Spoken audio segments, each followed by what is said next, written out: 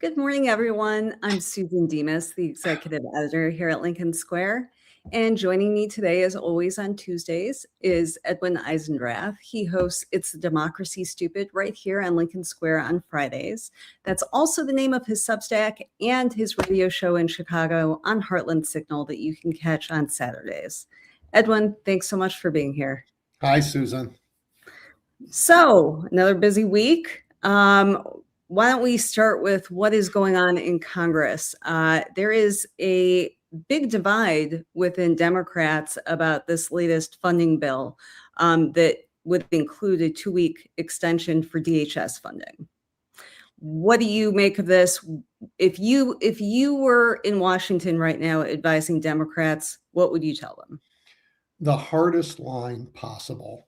I mean, really, the goal has to be to rescind the funding in the BBB, right? Because this Congress gave money to Donald Trump to build a string of internal concentration camps and to grow this lawless force that is shown. It's shown an inability to follow the law, to speak, to even testify to the truth in court. And we saw it in Chicago. We're seeing it in Minneapolis. That it cannot be that Congress should be complacent with growing this and growing their capacity to arrest and incarcerate, ordinary Americans as well as people who are here. Either they've overstayed their visas or they are actually legally here, but they're winding them up anyway. We've seen this everywhere. They can't follow the law. We can't possibly say, give Donald Trump this police force and a concentration camp system. So they have to fight hard. I'm proud of the Senate. They came around, they said no, and they took a vote. Every Democrat voted to rescind that money. Didn't go anywhere, but they were going to spend it on, to shore up healthcare instead. And the House has got to be just as tough. This vote isn't about that. This vote is about whether to open the whole government, I guess, as opposed to shut it down by hiving off just that part that we're fighting about. And I guess I would say I'm okay with that. It doesn't help the fight to close the whole government while we're having that fight. I think it doesn't help the fight. So when this massive injection to ICE was passed last summer, we had gotten an inkling what ICE was up to because they were in LA causing trouble and tear gassing people. Then in the fall, it was Chicago's turn and they really amped up the pressure. And, we saw about all of your neighbors, who were getting tear gassed and assaulted. And Don Bivino was out there with his trench coat, cosplaying a Nazi. And in Minneapolis, now we have 2 American citizens who have just been killed in cold blood. So I feel like the pressure has been ratcheting up there. But now we're at the point where, no one can look at what ICE is doing and say, oh, this is just a normal police force. This is just normal immigration policy at work. I mean, this is something much, much worse. I think, and we've learned, there was really good testimony this week here in Illinois from a journalist who studied this for a long time. I guess Customs and Border Protection have been one of the most lawless law enforcement agencies for decades. More of their members have been arrested for violating laws than percentage-wise than people who are here who are illegally here as immigrants, right? I mean, it's they and we've had a blind eye to what they're doing in the Sonoran Desert down there. But apparently they've learned some really horrid habits that translate particularly badly to American cities. Yeah, and I've heard the excuse from some elected Democrats that ICE just needs more training. These are just new members who don't know what they're doing. And certainly, having a 47-day training period for ICE, a very cute nod to Trump being the 47th president. No, that's probably not enough. I mean, you go through a much more rigorous process to get on your local police force. However, when we've looked at Jonathan Ross, who shot Renee Good, and when we look at the two officers who ProPublica has identified that murdered Alex Preddy, these were not novices. They had been on the force. They had been on Border Patrol. To your point, they picked up these habits. This is a larger cultural issue. It's a terrible, right. So now we know this, right? And the whole country now knows it. So what do we do about it? And the answer is stop it, right? Stop it. I mean, we need it. We need to patrol our borders, no question, but we need to do it in a lawful manner. This is the same thing. We need to secure our borders in a lawful manner. We can't, everything cannot be, if you disagree with the president, you die. That's just like, okay, great. That's like Stalin, I mean, that's not who we are. And Americans aren't going to put up with it. We aren't putting up with it. We're showing up in the streets, even when they said, if you disagree with us, we'll shoot you. Didn't you learn your lesson? Didn't you learn your lesson? And Americans say, yeah, we learned our lesson. We're coming back out. Right. We're coming back out. We did learn our lesson. We learned it in 1776, and we haven't forgotten it. Have you? And we're coming out. This administration, Susan, they want to protect the shooters of Alex Preddy. I mean, ProPublica found their names, but the government is protecting them, hiding them, right? While they're outing the women who were part of the Epstein scandal. They said, well, we're going to take months. We're going to protect all of them.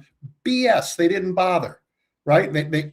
So I don't want to switch gears here. I know we'll talk about that later, but just as a matter of thinking about it, they're willing to protect the shooters of American people on our streets, while they're affirmatively outing the victims of Jeffrey Epstein. This is who they are.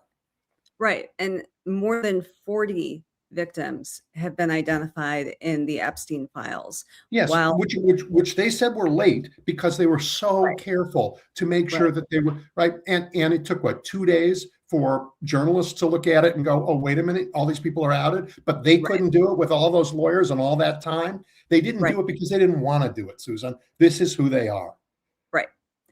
And, to that point, look at what Trump is demanding from his own government. He is suing the IRS. He's suing the American people for $10 billion for the pain and suffering of the demands to release his tax returns, which we should just put out there. Up until Donald Trump, this was a standard part of politics. If you ran for president, you had to be transparent because, perhaps you might have some serious conflicts of interest. And the American people deserve to know that. And they deserve to know how you've run your finances if you want to run the country. Yeah, well, the MAGA crowd didn't care about that. They would rather own you and me and this is the mess we're in because of them. And I just, let's call it what it is. Like, welcome to the tent. Now you're on our side. But for gosh sakes, the mistakes that were made by the right wing in America that brought us here are unforgivable. So Donald Trump, I walk my dog and I imagine this conversation, right? Because who's defending that suit?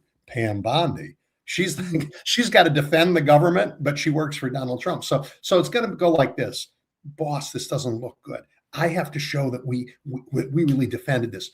Would you settle for $9 billion? We'll give you $9 billion on taxpayers' money. Let's just say we fought hard and we settled it. I mean, for gosh sakes, it's just his view is the treasury's his. Our tax dollars are his. Everything is his, right? As I think I said last week, a year ago when he was sworn in, his government is dedicated to the proposition that everything is his. Voting rights, his. Look what he just did in Georgia. Everything is his. Right. And that is the point, is that this is a government that believes in protecting the absolute worst actors. And at the top of that list would be our president. The absolute worst actor. Yeah. And to be at this point where things are so completely turned on its head, we should say this is not popular. I mean, his numbers are really at an all-time low. He's managed to lose on his best issue, which is immigration. Independents hate ICE. Even MAGA is split on ICE. And yet he is continuing to push forward with things like to your point, last week in Fulton County, Georgia, which is a really chilling example. I mean, first of all, We see Tulsi Gabbard come back, and she's been she's been disappeared from public life for months. She's running this as the DNI, trying to take election results from 2020, which is utterly bizarre. Then we see Trump come forward just right out in the open. We need to seize elections in 15 places. And that's the plan for 2026. It's absolutely the plan. And we can't let them get away with it. And, whatever they find in these Georgia boxes is going to be as made up as the gang signs on Abrego Garcia's knuckles, right? They're gonna like paint stuff on them. Once it's out of the chain of custody, you can't trust these people. They'll make stuff up, as they always do, as they always have. They've got a record of absolutely falsifying stuff and lying about it. So you can expect we're going to find, how many votes did he say he needed? I can't remember, almost 20,000 votes. Was it 20? I mean, whatever that number was, he was talking to Brad Raffensperger about, they're going to be in the box. We're going to find them in the box, right? Because suddenly they're there. The box right? Will be marked secret votes for Donald Trump. Right. 11,400, right. Whatever that number was. Yeah. They're going to be in the box. And that's all because they're going to just make it up, as they always do. I mean, how about this image of a woman who they arrested, and she was tough and proud, but they showed an image of her that they doctored to make her look like she was crying, because that's what they do. Americans, I mean, we can't say enough bad about these people. They're crooks. I mean, how about the Emirati who gave them all that money in secret, bought Trump stock, bought 40% of one of Trump's crypto companies, and then suddenly our national security concerns about advanced computer chips going to China disappeared. So he could be, right? I mean, the government is for sale. The emoluments clause gone. It's bought by foreign owners and rich people. The same crowd, by the way, that hung with Jeffrey Epstein.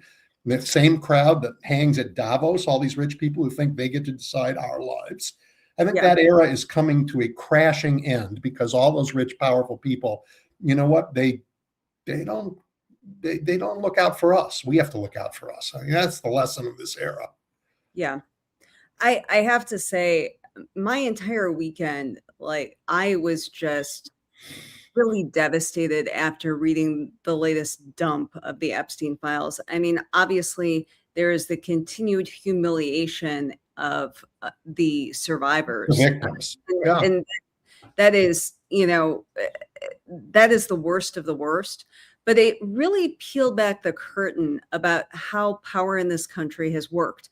And let's not forget, our good friends in QAnon have been telling us for years that there was an international pedophile ring, and this was the Illuminati that were running everything. And now that we've actually gotten a look at it, to your point about crypto, I mean, there are a lot of documents in there where you have Epstein talking about crypto as a scheme to destabilize the dollar, so it's no longer the standard international. Yep. You have Peter Thiel in there talking with Epstein right after he filed the suit against Gawker, which was a huge blow to the First Amendment, which I have to say people in my profession did not realize, and that was a huge mistake. Yep. And you had Epstein saying, "Hey, I'd love to fund this suit for you," because everybody saw this as a huge way to destabilize the country. You have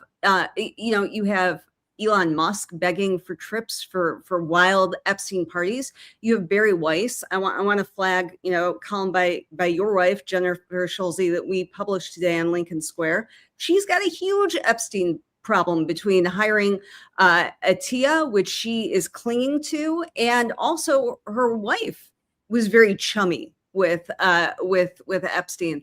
So we have the worst people in the world, including our president.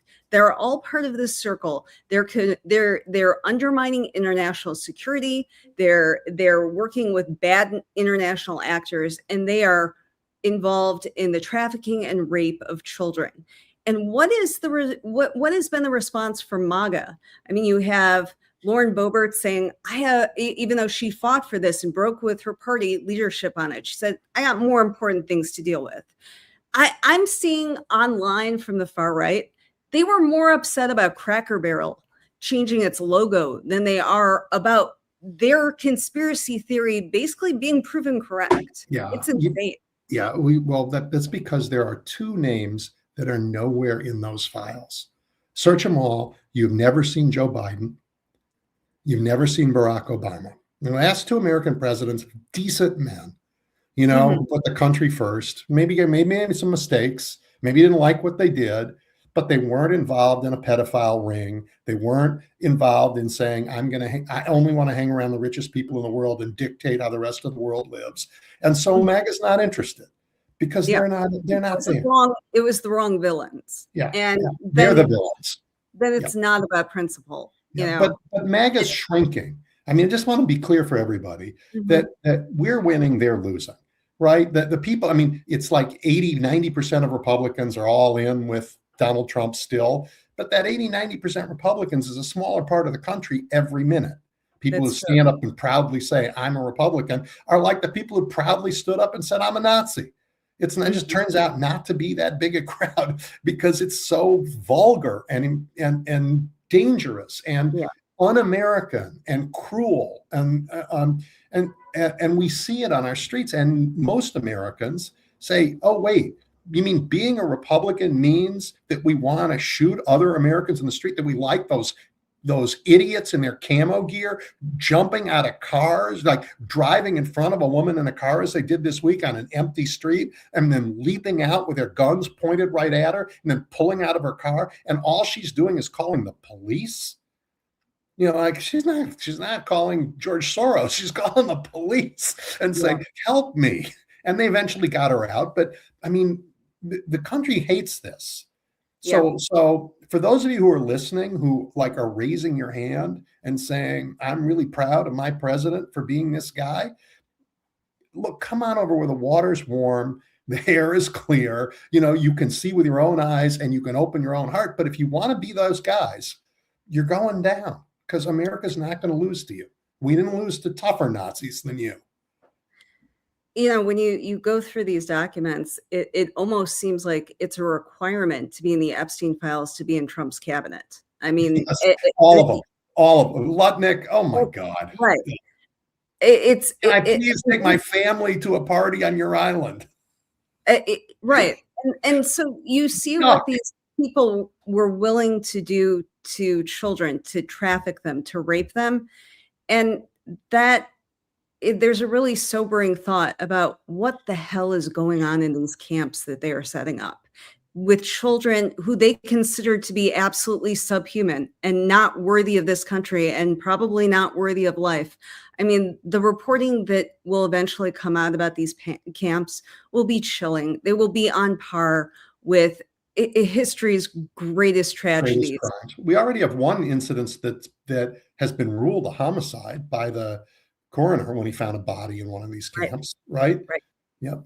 And you're raising the specter of massive child abuse and other things, which would be, I mean, they do not get the benefit of the doubt, and weasels ripping through one of the camps. I mean, look in history. This is what happens. You had huge problems with public health crises in concentration camps in Nazi Germany, in the Soviet Union. That is the way that a lot of people have died. Not just with brute force. And it's really sobering. And, I think a lot of us are out there thinking, well, what do we do? ICE hasn't been going on rampages in my hometown. I don't know if I'm next or not. What can I do? Well, one thing that is going on in people's communities is you have ICE trying to buy up a lot of warehouses to create more camps. And a lot of times that is being done right in our backyards. And this is a way that we can all step up, put pressure on your local officials, and deny them these places where atrocities will be done. And Americans are stepping up. I mean, this is why I can say what I said a minute ago. We're going to win this fight. There are going to be more casualties because they're so cruel. But Americans are stepping up all over the country. No one wants a concentration camp in their backyard, and I think they've stopped a few of them. I mean, the landlords want to sell their empty shopping malls for sure. I get it, but not for this. Not for Right. this. You do it for this, no one will ever forgive you. No one will ever forgive you, ever. Right. Because when we win, we're going to have a museum to this age of terror, and your Yeah. name's going to be in it. Emblazoned on the wall are going to be every collaborator. Yeah. There needs to be complete accountability from, the ICE agents, who are at the lowest rung to the absolute highest people, the Stephen Millers, the president, who have created this policy. I think we have to learn that, there has to be a truth and reconciliation committee. We have to learn from history and do that, because otherwise there is no moving on. There have to be consequences. And I have to say, I think it was a better country when people felt ashamed to say things like, I love the Nazi party. I love the KKK. I want those to be things that you keep to yourself in your own little dark heart and aren't celebrated on the internet. So, right. So Barry Weiss, to go back to this, is hanging on to her health reporter, who may or may not have been Jeffrey Epstein's doctor, right? And hanging on to him because she says, I won't be a victim of cancel culture. That cancel culture on the left wants to force me to get rid of this. Well, okay, we're not canceling you, but we are judging you, Barry. We're judging you. You want to hang with child molesters and call them health experts? Yeah. You know what? You're not getting canceled, but we know who you are. And the whole country knows who you are. And I think it's time to just tell them that. Like, okay, great. We should take health advice from a child molester. Yeah, he's gonna try and be a pediatrician too, because this is just not okay. And Barry Weiss has him out there as CBS's health expert. Okay, Right. That's not cancel culture, Barry. That's just judgment coming for you. If you don't have the judgment to say, maybe I don't want to be affiliated with people who were cavorting with Epstein after he was convicted, after we all knew what he was, and you think that is an example of cancel culture. For a while, Susan, it worked for them. It was there. We're going to own the libs. We're going to do these things that cross lines because it makes the liberals uncomfortable. But you know what? It makes all decent people uncomfortable. Yeah, that's not politics. I think child rape should make you uncomfortable. I think if it doesn't, I think that says something. And, I think that Barry Weiss should have to answer for questions. Why was your wife friends with Epstein? Why do you have people who were very good friends with him on your payroll? What are your connections?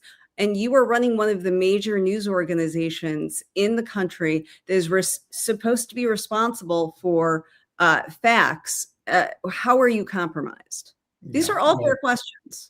They're absolutely fair questions. But as Jennifer, we mentioned before, my bride has pointed out, CBS is not a news organization anymore. It is the news part of CBS is we need to keep Donald Trump happy so that Paramount can get what it wants from the government, right? It's all part of the shakedown operation that is the country we live in when we have a mobster in the White House. And I should say, in saying all these things, I'm aware that you and I are at risk. And the arrest of Don Lemon this week was, I initially just chalked it up to the racism of this crowd, because how dare a black reporter hold this administration accountable? But it's more than that, really. It's saying, I've now got my arms around mainstream press. My friends now own the ABC, CBS have caved. My friends own the algorithms and all these places.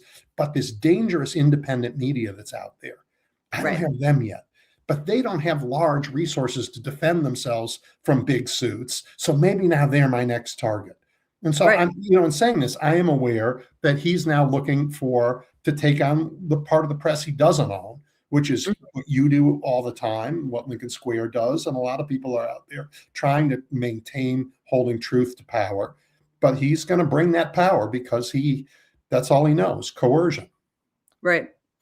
And, it's not a coincidence that he went after, independent journalists. It was not just Don Lemon. There were many local reporters as well, because he knows that there is a division with your mainstream corporate political press who are like, well, they're not the real journalists. We're the ones who sit there with Caroline Levitt and let her lie to us every day. This is the way the game is played.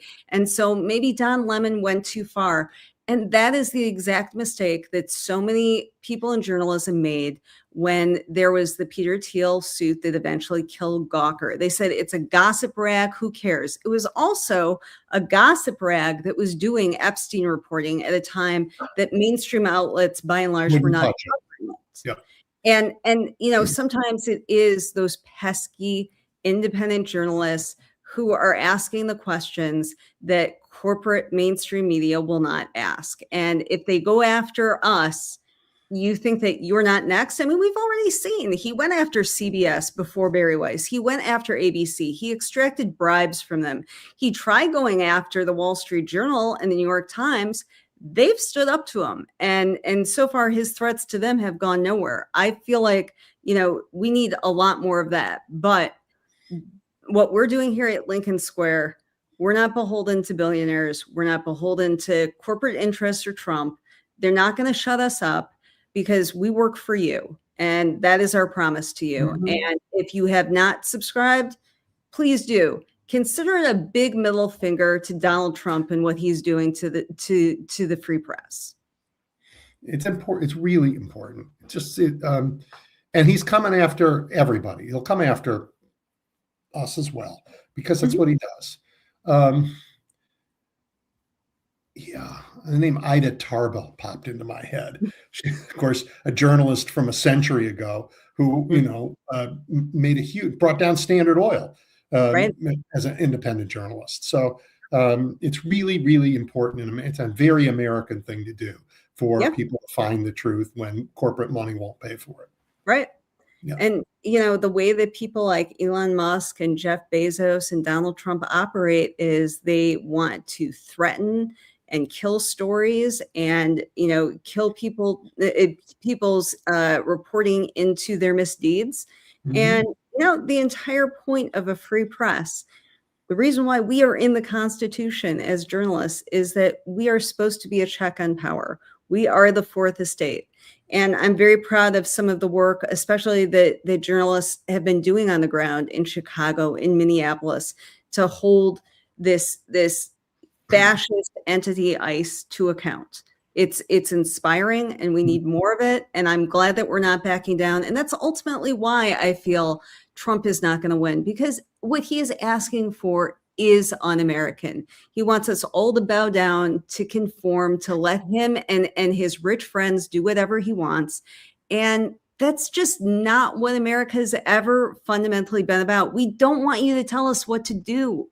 We don't want you to tell us we can't carry a gun anymore. I mean, you've been telling us for the last how many decades that there's no right that's more sacrosanct. Yeah. Then you have Jean Pirro, who is the DC district attorney, and she's saying you have no right to carry a gun. I have nullified the Heller decision. Are you kidding me? Well, I'm all for it, but it's great, but it's wrong, right? That's not how to do it. You can't go back on what has been determined by the Supreme Court and say, oh, wait, hold on. Liberals are carrying guns now, so all bets are off. All bets are off. Yeah, it's maybe we should have carried guns years ago. I mean, by the way, on this notion of Americans aren't buying it and we don't like being pushed around, like, you don't have to take Susan's word for it or my word for it. Take the word of the good Texans in Republican, it's like one of the most Republican parts of Texas, a district that Donald Trump won by 17 points just a couple of years ago. They don't like being pushed around, Susan, and they voted for a state senator. That was a 30-point flip, a 40-point flip? Yeah. It was great. And then you also had Democrats, win the special congressional election there. And so Mike Johnson has a 1-vote majority right now. And there's a reason why no bills ever get passed in the House, because his margins are so precarious. And let's face it, he's not really concerned about doing much. He's outsourced his entire responsibility to Donald Trump. And you cannot say that that is popular with the American people because Republicans keep losing. Yeah, I mean, I can't think of a littler man in government than Mike Johnson. I mean, just, he casts no shadow.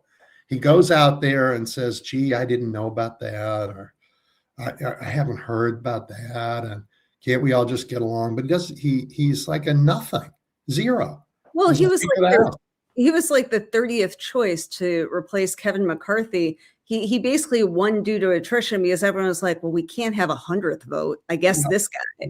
Yeah. Well,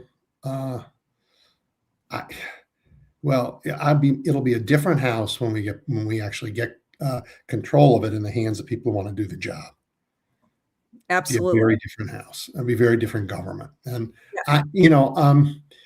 Americans we have such challenges, and the challenges grow bigger every moment this crowd's in the White House, right? When you think of the damage they're doing across the whole world, the damage they've done to our economy.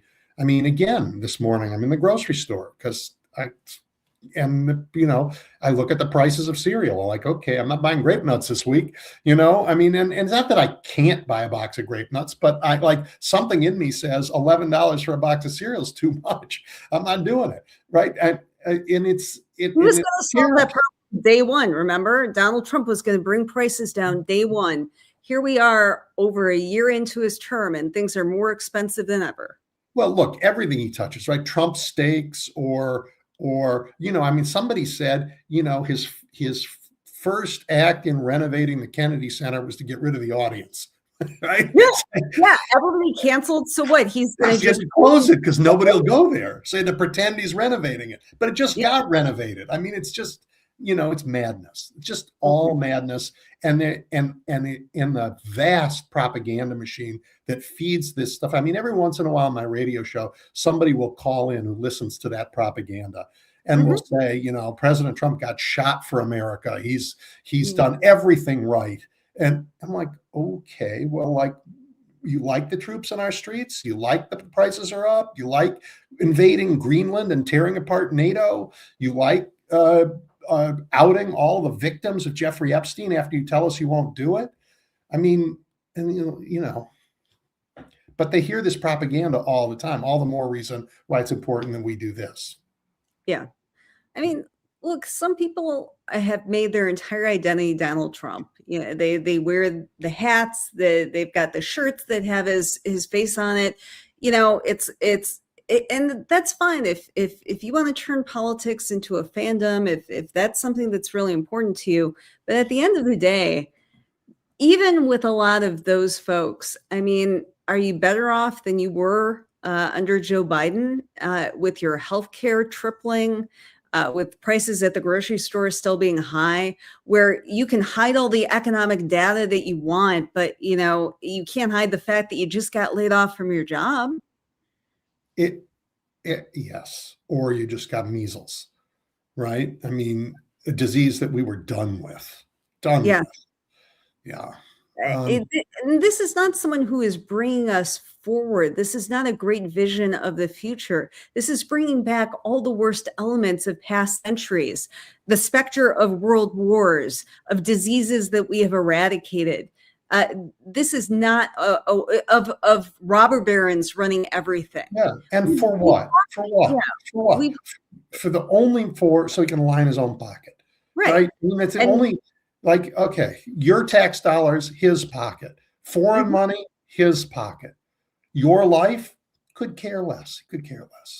And I mean, and Howard Lutnick, he's pocketing it too. We now know, right? All these people are running around the country, running around the world, lining their own pockets at the expense of all of us. They're not doing our work. They're doing their work.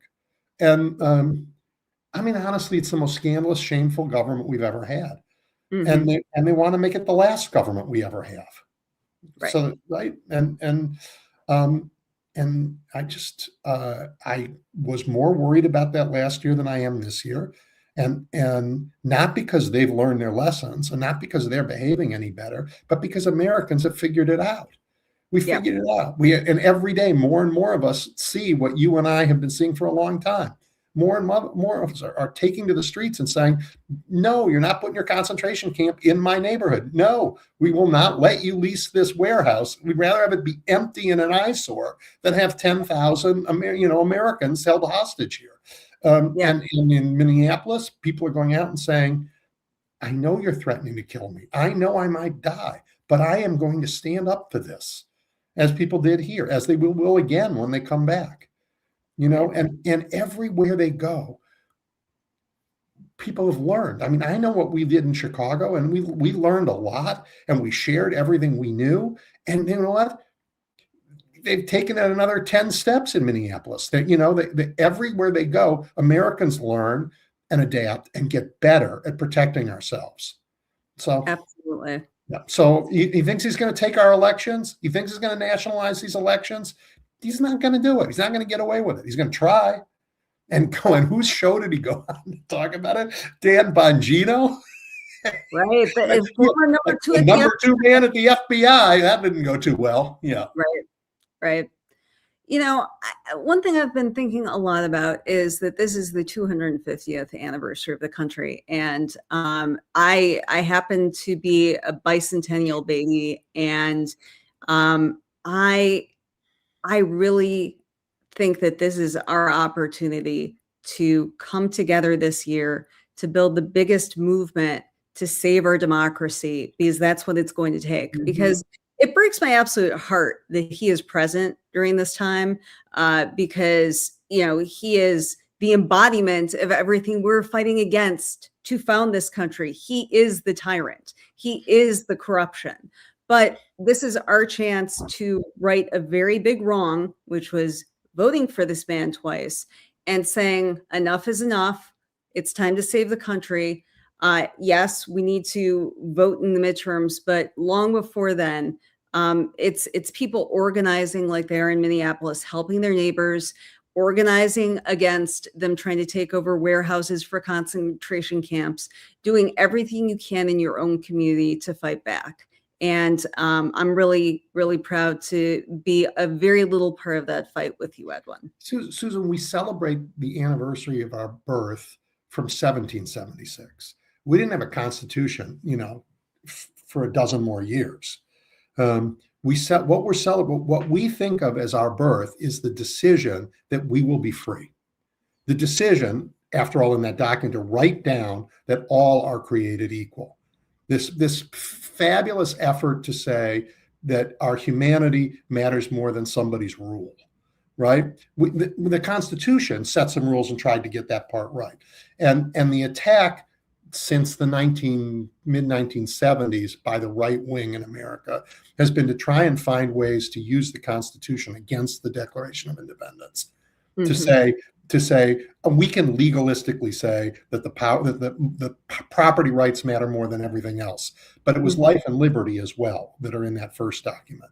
And that's what we celebrate. And they can't take it. They're going to try and take it away. They have tried, and they have made a lot of progress at eroding our democracy. I mean, one of the reasons why people voted for this guy is they think both parties don't work. And they're partly right, because Citizens United and all those things that the right wing has done to and gerrymandering and all that stuff make the democracy less functional.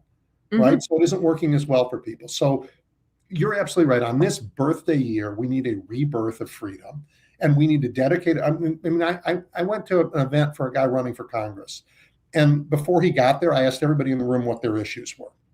Mm-hmm. And they were all, traumatized by ICE, and they were like talking about what's going on right now.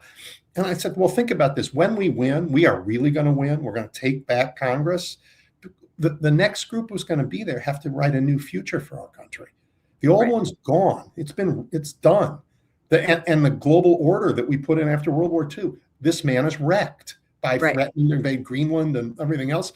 We need to invent a new world. And so I think this year, that's what we stand for, a world based on those same values of freedom and dignity and the rights of all human beings. And if we do that, you know what? We'll figure it out for ourselves, and we will once more be a light to the rest of the world, because we will have beaten one of the most dangerous tyrants of this century. Absolutely. Edwin, I appreciate you being here as always. And we will see you again on Friday with your show, It's the Democracy, Stupid. And who do you have on this week? I wish you wouldn't put me on the spot by that. Oh, it's Sky Perryman. I have Sky Perryman. I have Sky Perryman. That's right. Okay. Yes. I will. I'm sorry. You have so many good guests, and we're always talking about it, so it's my fault. Sky Perryman. No, and that'll be fun. She's great. She's really great. And there is nobody who is suing this administration more than her group. Every time we talk with her, there's a new suit to try and protect us, whether they're trying to mine our data or wreck our health care. So yeah, she is a great person to talk to. It's a multi-front war, right? We've been talking about what regular people can do, but there's also a legal front to this war. And she's been one of the generals in that battle. Absolutely. Yeah. Great. Well, thank you for being here. And thanks to all of you for joining us as well. Thank you, Susan. Thanks, everybody.